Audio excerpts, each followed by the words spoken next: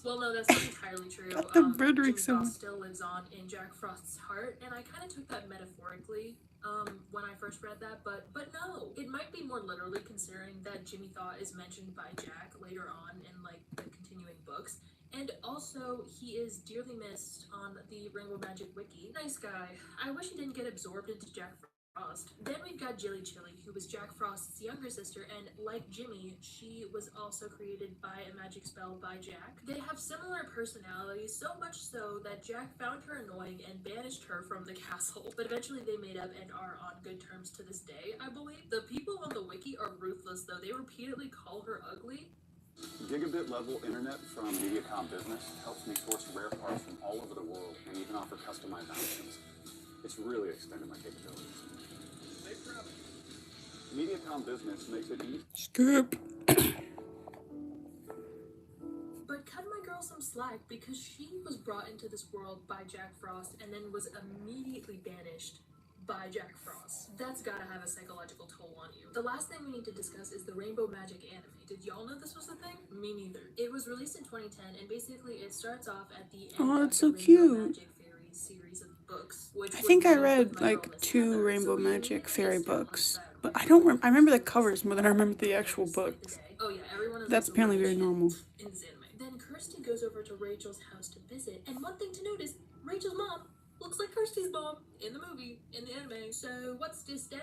Anyways, the big thing in this movie is that Rachel wants to hide the fact that she knows about fairies, loves fairies, because she's getting bullied by this bitch named Lydia. But this whole time, Kirsty could not give less of a shit. She's like, Rachel, you just gotta own it. And then eventually Rachel does. So the girls were originally on Rainspell Island. They met with all the rainbow fairies. They went to Rachel's house, and then they went back to Rainspell Island on a troop jamboree trip, in which they had a little bit of, you know, some battles with the goblins and with Jack Frost. My man wanted to take over the world with a snowman army, but things went south for him when those very snowmen became sentient and teamed up to turn on Jack. Jack was still sassy though. Give me strength. And even had his own song. In the end, the snowmen all merged into this giant one and then died when it was hit with the beams from a rainbow. And then everyone lived happily ever after, yay. I hope y'all enjoyed this little trip down memory lane about the Rainbow Magic Fairies. And if you like this video and want to support it and the channel, then stick around for a quick word from our sponsor. If you've ever thought about making this as a platform 18, then you have undoubtedly heard about the indie game Yandere Simulator. Yo. Whether you watched Markiplier play it or you managed to sneak it on your family's computer so you could play it yourself in all of its 12 frames per second glory. In the game, you play. I know someone who, in elementary school, she'd play Yandere Simulator. I don't know why the fuck I called that. She'd play Yandere Simulator. In every way, manages to catch the eye of pretty much every girl in school, and Ayano does not like that very much. Throughout the course of the game, 10 different girls will fall in love with Taro Yamada, or Senpai. Or they would, just a person. If the game was finished. Only one of these 10 girls is actually inside the game as a playable rival. And this game began development almost 10 years ago. Just gonna ignore that head. You know, that's what you gotta do when you... you... the designs for these characters, you can tell exactly which stereotype each one of them falls into. And you know me, I do not like stereotypes. So today we're taking my 3 favorite rivals. Unpopular opinion. Stereotypes are wrong. And who better to start with than the very first rival herself, the one and only Miss Osana Najimi. And, oh boy, that is definitely a design. Let's talk about it. Should I buy knee-high socks? I wouldn't wear them anywhere. Free Palestine. I knew it was Never forget. This time for me to decide exactly what it was I wanted to change about Osana's design. I personally feel like she's very top-heavy, as well as her bottom half being very complicated with nothing to compensate for it in the middle. When you have a small budget and you're doing blue in the uniform, which is the wrong uniform, by the way. That's a middle school I'm uniform. doing good. I'm not a big fan of how it clashes with all the warm tones in her hair and her accessories. Also, her socks, I'm sorry, they are so ugly. These are so just a ugly. person. Her pose is also definitely not doing this girl any favors, so let's see what we can do. Now that I knew exactly what it was about Osana that I wanted to change, I knew that there were also things about her that I wanted to keep, like her hairstyle and color. I just think that's so iconic. I mean, yeah, The she has, the orange, and I also feel like it fits her these aren't well. called canes. One thing I really do like That's not about what they're this called, design and I is know she has that. a very strong silhouette and color palette, which are two of the most important aspects of character design. But like I said, the blue in the middle just kind of clashes, I feel like. But also, the blue uniform is pretty iconic to Yandere Simulator. A lot of people have changed the uniforms in their redesign, so I decided that I was going to do the same thing, because the sailor uniform, while it is sometimes used in high schools in Japan, I think that it's more commonly used in middle schools. So the three rivals that I redesigned in this video are going to all be wearing a different uniform. They're going to be wearing different variations of the same uniform. I tried to make them all look cohesive but also unique. You'll see that in a second. You'll see here that I actually ended up shortening her twin tails. That way they can still be used in like It's not finished yet. Don't be a dick. elimination methods, but they're not super long to where they would get in her way and also be just a little bit strange to see in a high school setting. I knew that she needed some accessories because the scrunchies and the stockings, while they're not my favorite, they are very iconic, so I knew that I had to replace them with something, so I ended up giving her leg warmers on top of her normal socks that she would wear as part of her uniform.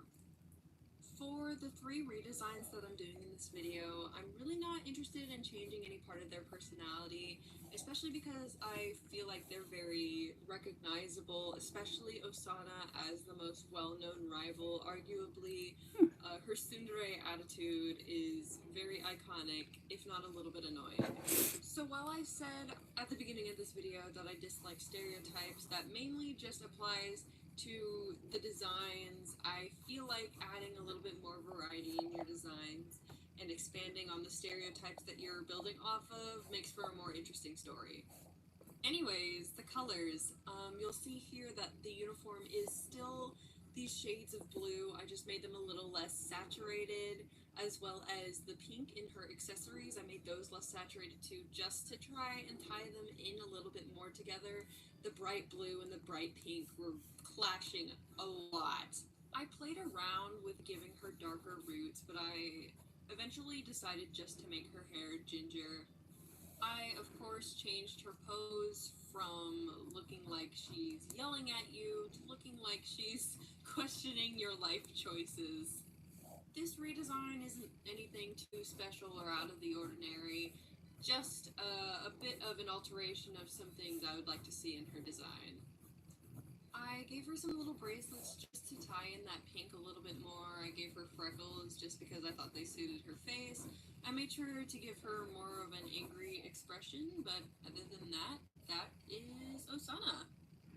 The next rival that I chose to do was Amai, and she was giving me a little bit of trouble because I realized that there was not that much that I wanted to change about her, so I didn't bother doing one of those charts that I did for Osana.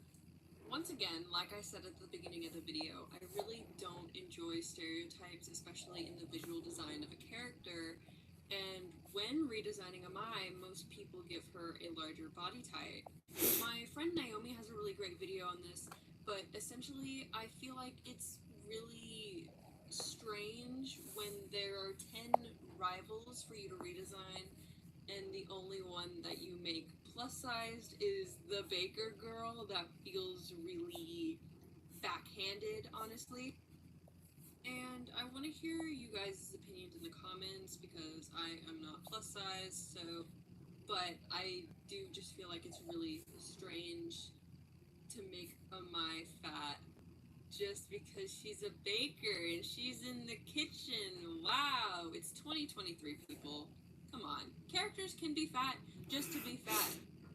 It's not a personality trait. And obviously, I'm not saying that anybody who has designed Amai as a plus-size girl is wrong and their redesigns are bad. That is not what I'm saying.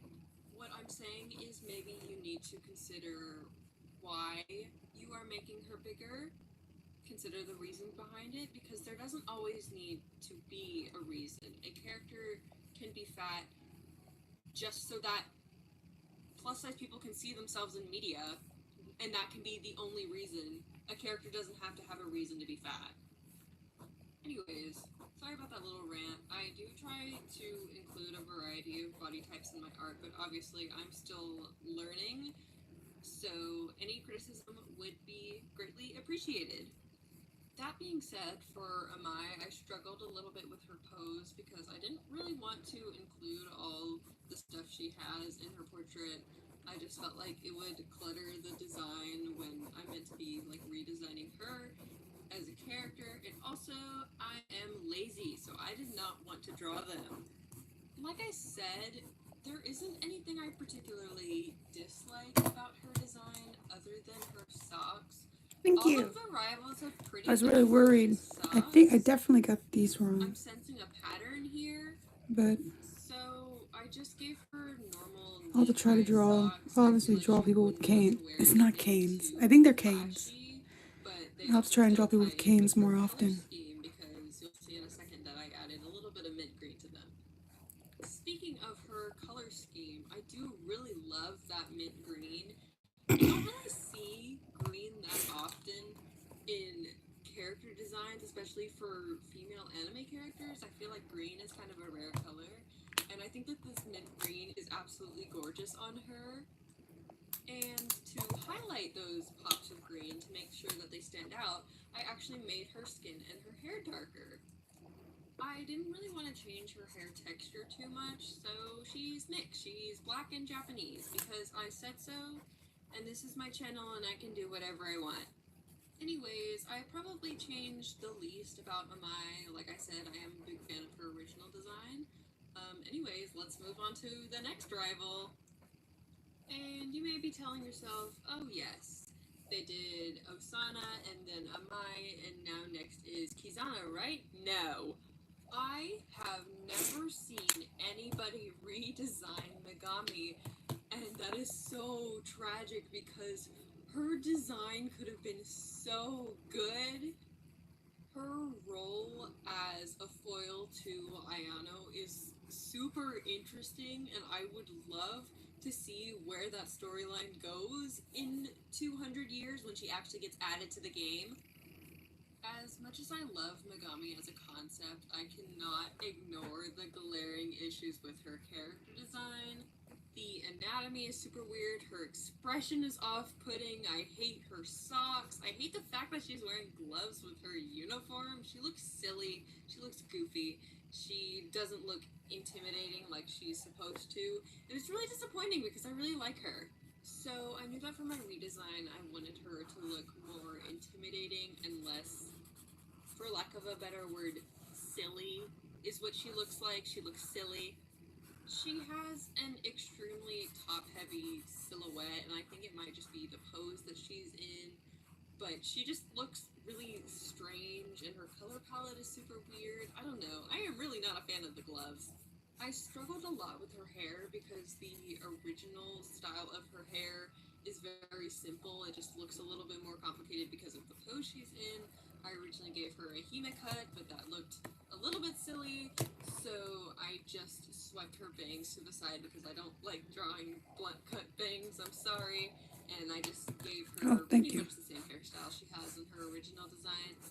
The version of the uniform that she's wearing has a blazer just because I think it looks really professional, really refined. Of course, she would keep it like ironed and stuff. She hangs it up after school every night. I don't know what she does. On the Yandere Simulator wiki, it says that Megami is the smartest, most popular, most powerful girl in school, and I feel like you can't have all of those things at once.